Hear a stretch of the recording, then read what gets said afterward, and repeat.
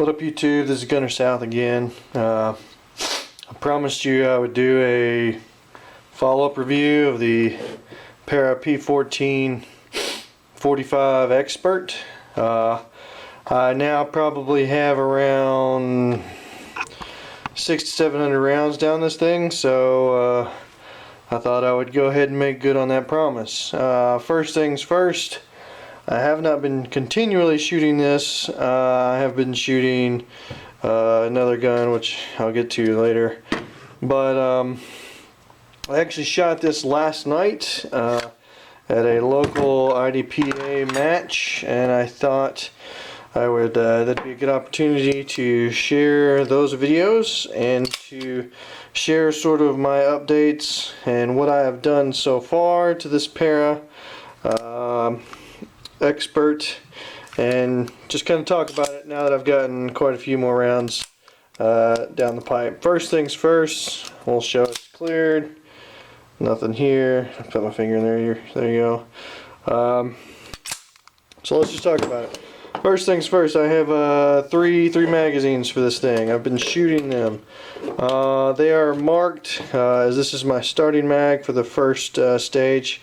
One of the great things about using this gun for IDPA is that rather than having to do a Barney mag, you can just load up one of your mags to 9.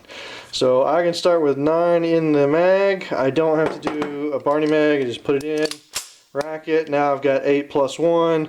All the rest of them hold 8, and we're good to go.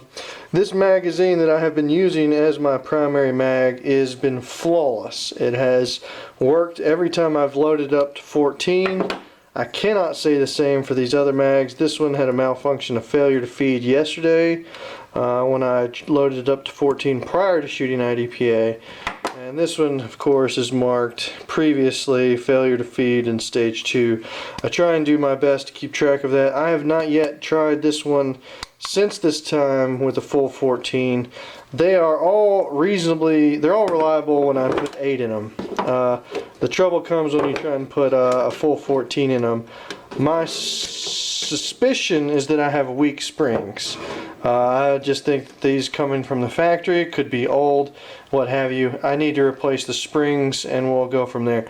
But as an IDPA gun, they fit 8, they work fine. If you try and put 14, you get about 3 rounds in and you get a failure to feed. Except for this one, well, except for this one, which has run flawlessly, which I suspect probably has something to do with the spring strength. So know that going into it. Probably definitely going to want to look at this gun, and you're definitely want to tune the magazines if you're going to want to use it for home defense.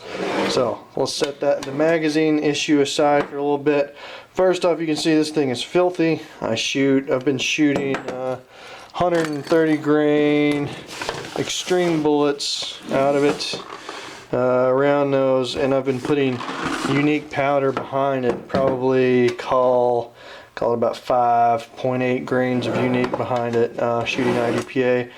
If you are an IDPA shooter, that gets you about, I think, 177 power factor. It's well over what I need to be. I need to get a chronograph. So let's go into just how this thing's been shooting lately. First off, the trigger, even after I polished it up, of course it's got that wiggle, which I talked about last time. Not a big deal, honestly. I mean, the Glock trigger's probably worse, but it'd have been nice if it was tighter. I'm still planning on replacing it. Still planning on replacing the internals here, probably Wilson Combat EGW internals. You can see I've added a Wilson Combat full-length guide rod. I've had 0 problems since I've installed it. The other thing that I did install is I added a Wilson Combat extended slide release, and I didn't think that I would actually still be able to reach it. If you look at my grip from here, I'm not still able to get to it, but when I actually do the mag reload, I'm still turning it so it's right there for me. Boom, and I'm back on target. So I'm actually very happy with the slide release here, extended slide release. It did require some fitting. I had to get some files out, and I had to, you can see here, maybe you can see I've actually taken the color off the top because it was too tight. Wilson, I guess, ships them a little oversized and expects you to fit them, which I have done. And I did it with some like $5 files, and it worked fine. It lacks an ambi safety, which I have not yet replaced, because honestly, IDPA, if it's a true stage, will never actually require you to start with the offhand, except for low ready, which you can already have the safety off. So if you're starting offhand in IDPA stage, you can already have it off safe. Other than that, Recoil Impulse. This is a nice heavy gun. I have not had any trouble with the recoil. The only thing that I've had trouble with is the fact that I am used to a lighter trigger, and so I will, when I get it up and I shoot it, sometimes I will flinch. I'll flinch and anticipate recoil, and I push it down. That's entirely on me. This thing is accurate as can be. It's 1911 with a nice fit, so I don't, no complaints there. So I've been very happy with this. In summary, I've been very happy with this as a IDPA CDP gun. I still have upgrades I would like to do, mainly the trigger and probably an adjustable rear sight.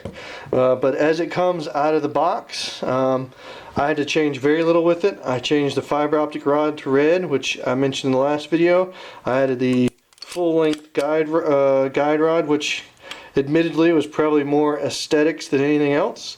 And then I've added the extended slide release, which I did so that it would stay more in line with what I'm used to, which is a Glock. That I can get to that right there real easy. So that's what I'm used to. I changed up the slide release so that I could it would all be the same to me in operation. If I was a normal 1911 guy, I would have already decided what I was going to do with that.